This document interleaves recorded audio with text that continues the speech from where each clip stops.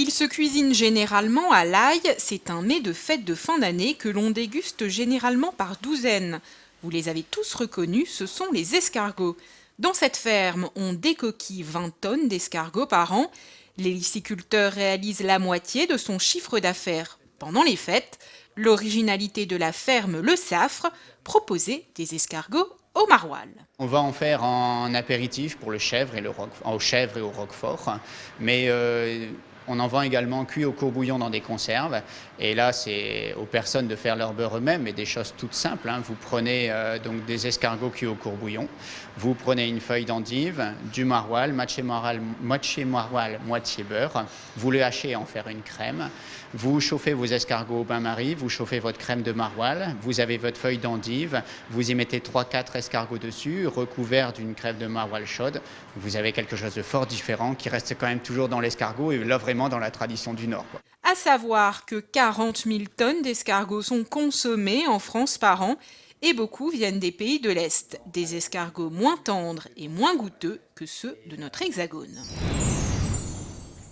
Au sucre ou au raisin, comme tous les ans, les fameuses coquilles sont de retour sur les tables de Noël.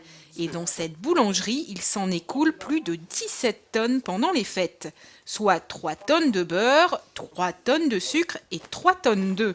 Une coquille réalisée à la main dans ses ateliers depuis 1900. Et la recette reste inchangée. On la pétrit pendant, on va dire, un bon 20 minutes. Pour dire de lui donner beaucoup de fermeté. Et ensuite, on va la laisser reposer avant de mettre le gros sucre à l'intérieur. On va essayer de vous faire une pâte sans sucre et une pâte avec sucre. En fait, la pâte sans sucre sert uniquement à entourer la pâte sucrée pour éviter que le sucre caramélise au four.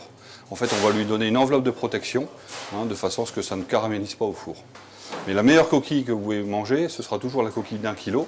Parce que c'est celle qui va rester hyper moelleuse pendant longtemps, elle va bien conserver. Vous voyez avec tout le beurre, forcément ça conserve longtemps.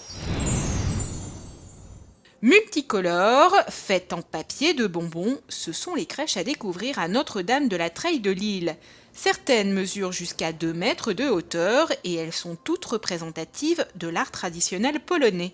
Précision et minutie sont de rigueur pour créer ces œuvres. Ces crèches ont une vingtaine d'années, ça se pratique toujours, mais de moins en moins, puisque un certain nombre de ces crèches ont été réalisées par des maîtres artisans, on va dire, qui ont été classés comme ça, même si ce n'était pas leur métier à la base, qui sont décédés.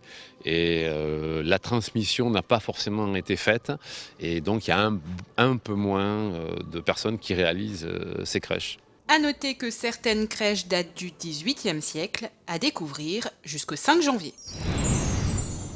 Jouer au curling, faire de l'acrobranche ou apprendre la patinoire à son bout de chou, c'est ce que propose Tourcoing au village féerique.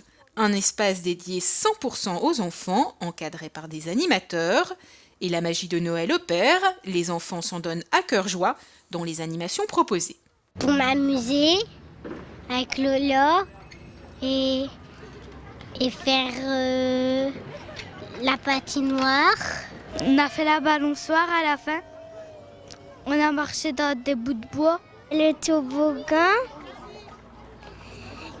et l'échelle.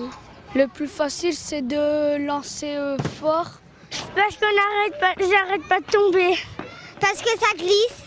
On avait des patins. Et on avait quelque chose pour se tenir. Des activités gratuites, un village féerique pour s'amuser, mais aussi se rencontrer et discuter. Tourcoing, c'est une ville où les populations se mélangent, où il y a des gens aisés mais des gens moins aisés. Donc c'est vrai qu'on pense aussi à ces gens-là et c'est important pour la ville de proposer des animations gratuites. Tout ce qu'on propose toute l'année, comme Tourcoing Plage, les rues joyeuses, le week-end géant, tout ça est gratuit. Et donc nos festivités de fin d'année également. C'est important de maintenir cette égalité à l'accès, en tout cas à ces animations. Ouais.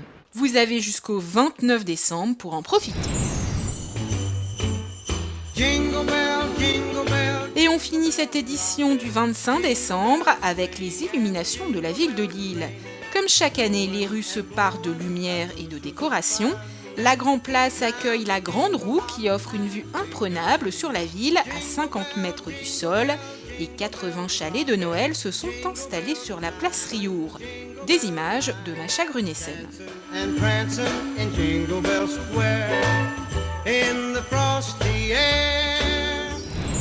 Et c'est la fin de cette édition spéciale Noël. Merci à toutes et à tous de l'avoir suivi. Encore un très joyeux Noël à toutes et à tous avec Grand Lille TV.